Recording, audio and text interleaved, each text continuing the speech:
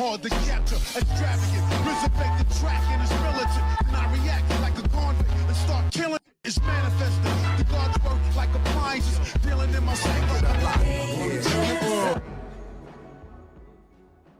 Yo, what's going on everybody? It's your boy Naruto Explain here, bringing you guys another discussion for Boruto Naruto Next Generations, the manga. And for anime only fans, this is a time of the month where a lot of the content that we talk about here on the channel is gonna be spoiler heavy, so I thank you for your support. However, if you're still here, I'm assuming that you guys are all caught up with the manga, or you do not care about spoilers or speculative theories that are rooted in stuff that takes place in the manga. So with that being said though, if you're still here, let's jump right into the actual discussion. So I want to talk to you guys about Daemon, the child who terrified Jigen, and I want to talk to you guys about the only way that you can actually defeat Daemon after this last chapter. I think that a huge theory that a lot of fans have has essentially been knocked all the way out the actual water. So one thing I've seen a lot of people say is like, yo, maybe Daemon's ability is something where if he can't actually see the attack coming, maybe that's when you can actually take him out. That's not the case. I felt like it was strongly implied in the last chapter, but now in this current chapter that we got, chapter 60, I think that they told you all the way like, yo, you cannot actually rely on something like that, because Daemon, that ability is always running. Anytime you try and hit this kid with an intent to kill or an attack that's going to physically harm him,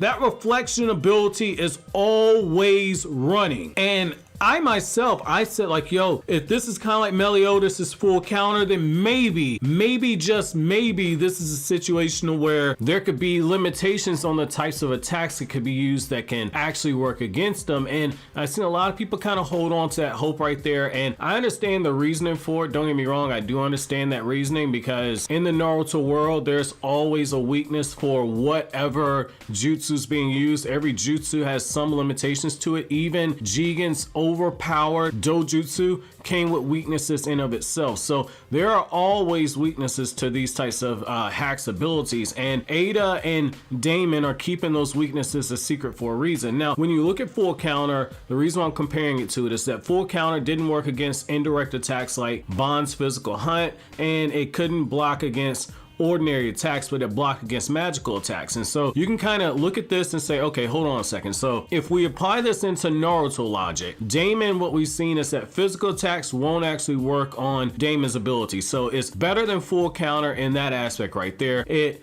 also stands to reason that chakra attacks won't actually work like elemental style chakra attacks, so you can't actually hit that. But I think the key in this comes down to indirect, just as indirect attacks like Bond's physical hunt weren't something that full counter could actually get around. I think that it's kind of the same thing right here. I think that you're also in that situation where you need an indirect attack that takes on Daemon, and I think the best way to actually go about that is something that Sasuke Uchiha is uniquely fitted to actually go at Daemon for, which is going to be genjutsu. I think that genjutsu is the way that you actually find a way around Daemon, and genjutsu is one of those things where it's very, very powerful at this point. Now, I've said in the past, like, yo, if you had somebody that could use wood release, maybe wood release could be used as a way to actually drain his actual chakra, but after seeing what happened with Code studs couldn't even get anywhere close to his kid. So I don't think that wood release is something that could actually trap Daemon at this point. I think that that reflection is going to, if you try and use the wood release jutsu to ensnare him in some type of an attack or in some type of confinement and then use that to drain his chakra, I don't think that that actually works. I think that genjutsu, on the other hand, as long as you don't use genjutsu on the level of like what Itachi did when he used Tsukiyomi on Izumi, and basically used that genjutsu as a way to where she was able to live out a whole 80 years, and then eventually that genjutsu actually killed her. I think as long as you don't go as far as what Itachi did, if you use genjutsu, you can actually render this dude out, and I think that that's how you actually take this character down. You can't actually kill him, because this chapter confirms for you that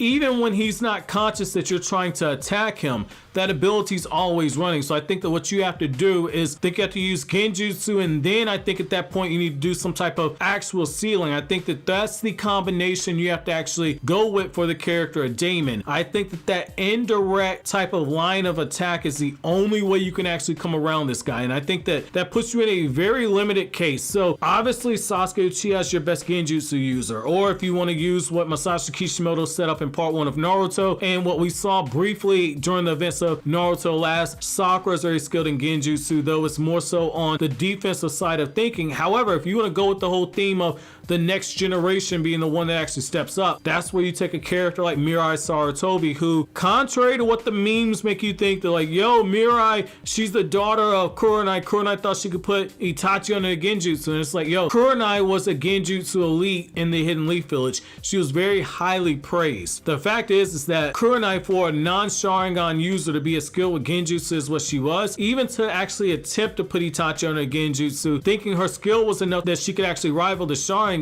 when it came to that, that says a lot about her actual skill at that point. I think that you either have it where it's Sarada do it, but the problem with Sarada is that we haven't seen Sarada use any elaborate genjutsu, whereas with Mirai, the anime's actually adapted the Konoha Shinden Steam Ninja Scrolls novel, where you saw Mirai put the whole town under the genjutsu in order to actually distract them. I think that having Mirai be the one that, if you go with the theme of the new generation taking out Daemon, who's also a child himself, I think that Mirai could be something that actually works at that point, because she's only a few years older than Boruto in this generation. So that could be something that actually works right there. So where Mirai picks up that torch and kind of moves that ball forward. Now, the other thing on this though is I think that this has to be something to where they have to have intel, and I think the only way they're going to get intel is if Daemon catches a few bodies. And I think that this is something that actually works very brilliantly, because you're in that situation where after you see Daemon take out a few people that pull at our heartstrings, characters that we might potentially care about, or maybe you just see Jobber number 1 and Jobber number 2 essentially get bodied as fodder in order to get Daemon over, and you see people like Naruto and Sasuke get that information from Amato, and like Amato's like, yo, no physical attack's gonna work on this kid, you can't come at him with bloodlust. I think that if you do something like that, I think that that's kind of one of those things where now they have the intel, maybe somebody kind of figures it out. Because the one thing we've actually seen with the Naruto franchise, I'm actually going to use Kakashi as an example here.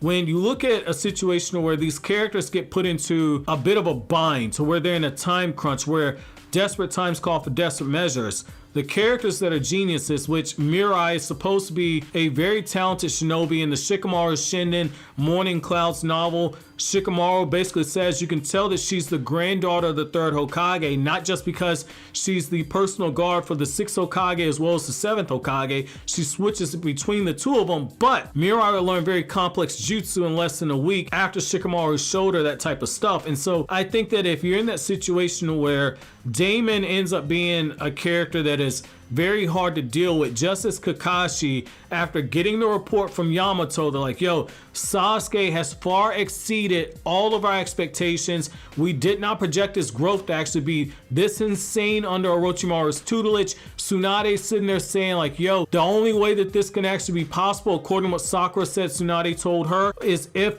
Kabuto and Orochimaru were feeding Sasuke all those drugs to enhance his actual stats and abilities. Kakashi during that point said, okay, we got 6 months before Orochimaru can take over Sasuke's body. There's a huge gap in power. We have to get Naruto strong enough to actually bring down Sasuke and bring him back to Hidden Leaf Village.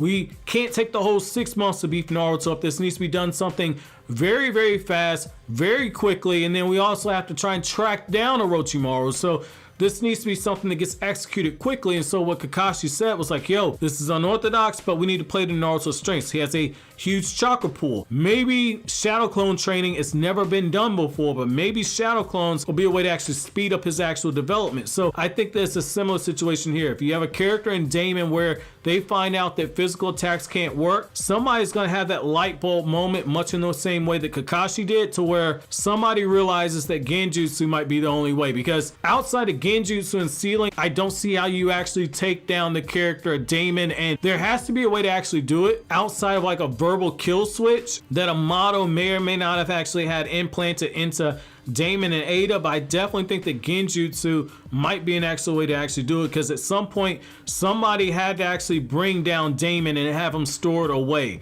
So I want to know from you guys, what do you guys think about this possibility? Let me know down in the comment section below. But as always, guys, if you like anything I had to say, don't forget to comment, rate, subscribe, and share. Thank you so much for watching to the end. Have an awesome day, guys.